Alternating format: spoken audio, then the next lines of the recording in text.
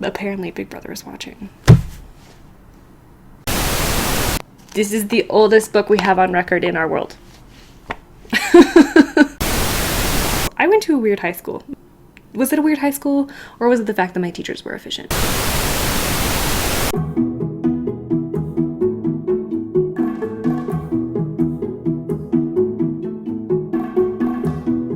Welcome. My name is Ashley. This year I'm participating in the Classics Community Reading Challenge. Oh, I almost had that whole sentence there without a screw up. It's fine. This lasts from January 1st to December 31st, and I'll put links down below to the announcement video from Lucy the Reader, because she's the host of this reading challenge.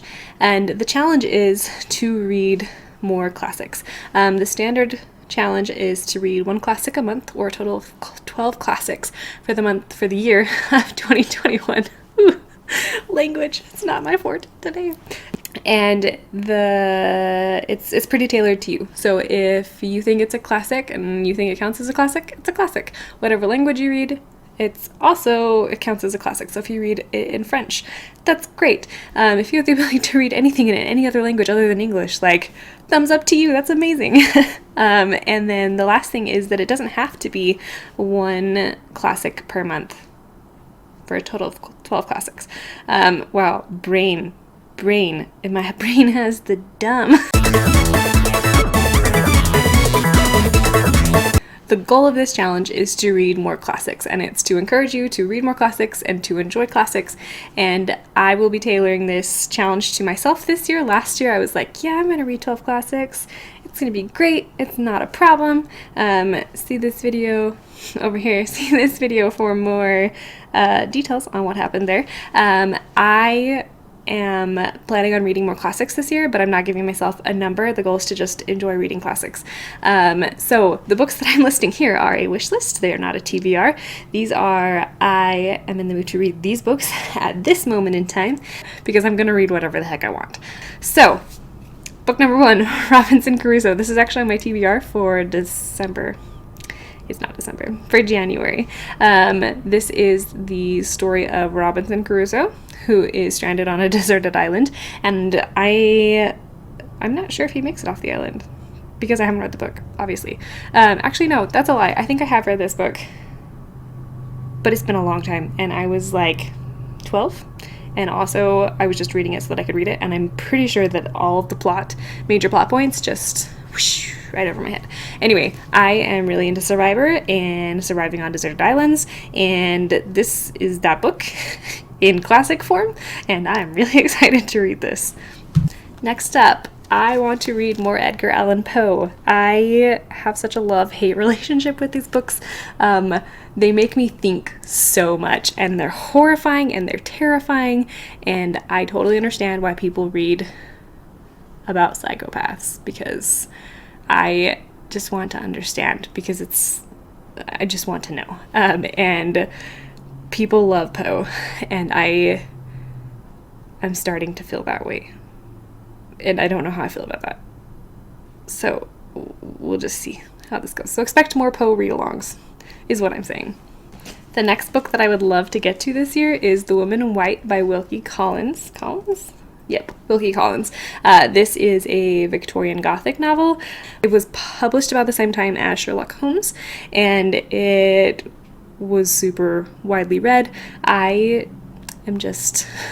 love Victorian Gothic, so I'm here for this novel. This has been sitting on my shelf for probably 4 or 5 years. I bought it because it's a classic, and this is the first time I feel pretty excited to read it, because reading classics went so well last year. So maybe this will be the year this happens. Maybe it won't. We'll just see. Also, I would love to be able to say that I read 1984 by George Orwell.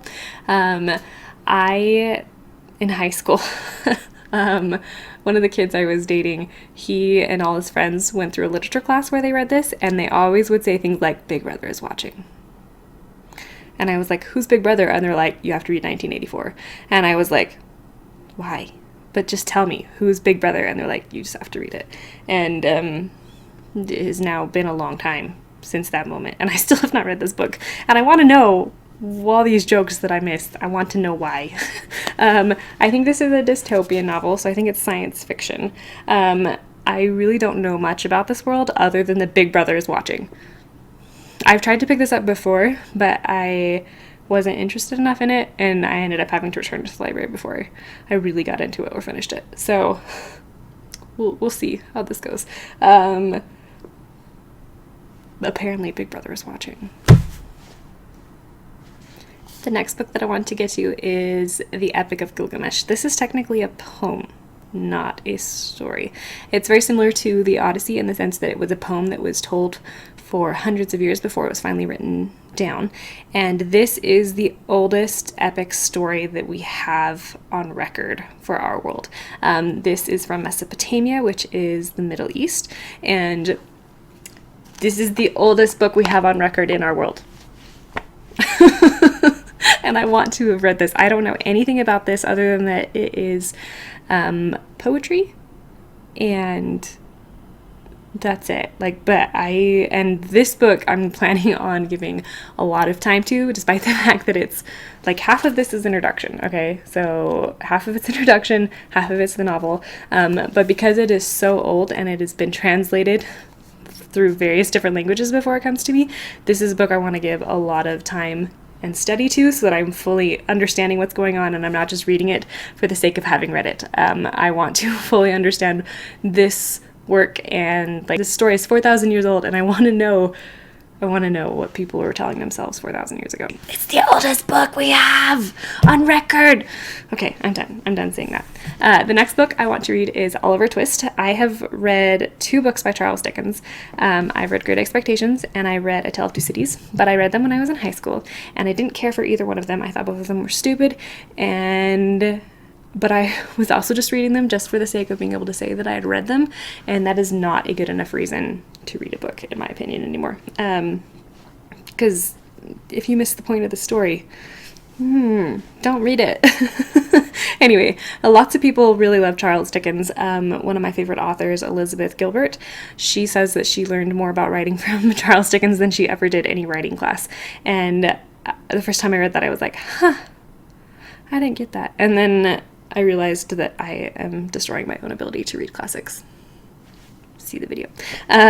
So we're going to give this another try, and I don't know anything really about the story of Oliver Twist, and lots of people love the story of Oliver Twist, so I want to know more about that. All right, we're getting down to the end. 3 more. This is Pictures of Dorian Gray, Victorian Gothic novel. This is the story about a man who somehow makes a deal that he will not age, but his picture will age, and all the problems that comes out of that. And I'm just here for this Victorian Gothic literature. I just want it. I want to get to this probably pretty soon in the year. We'll just see how things pan out, but I hopefully I will probably get to this one. The Epic of Gilgamesh and Robinson Crusoe, and this one for sure I think I'll get to in this year. But I mean, we'll look back on this next year and have a good laugh. Fahrenheit 451 by Ray Bradbury. I don't know anything about this book other than that paper burns at Fahrenheit 451 and that it involves book burning. And that reminds me very strongly of The Book Thief, and I loved The Book Thief, but I don't know that this is going to be The Book Thief. I really don't know anything about this novel other than that, again, people in my high school were reading this novel and talking about it, which I feel like that's a great accomplishment for a literature teacher. If you have a bunch of high school students who are reading these novels and then talking about them outside of class with fellow students, like, good job to those teachers, because a lot of books that are classics, I think about them and I'm like, oh, I remember that these people were talking about that. And so then sometimes I'm like, I want to pick that up because I want to know what they're talking about. So good on those, like, that's great quality teaching there. And then finally, Les Miserables. I have several long books on this list, and this I think is probably the longest. I am on a vibe for French literature, so I think this is it. Like, and then I don't know of any more classics that involve Napoleon off the top of my head. This will be the final one. And I'm not even sure, Napoleon makes an appearance in this book. I've read this book. I read it in 2 weeks, which is way way too fast to read Les Miserables when you have no experience with the novel, which is what I did. I was 15, and my friend and I were racing to try and finish it as fast as possible. I went to a weird high school. Was it a weird high school, or was it the fact that my teachers were efficient? Probably both.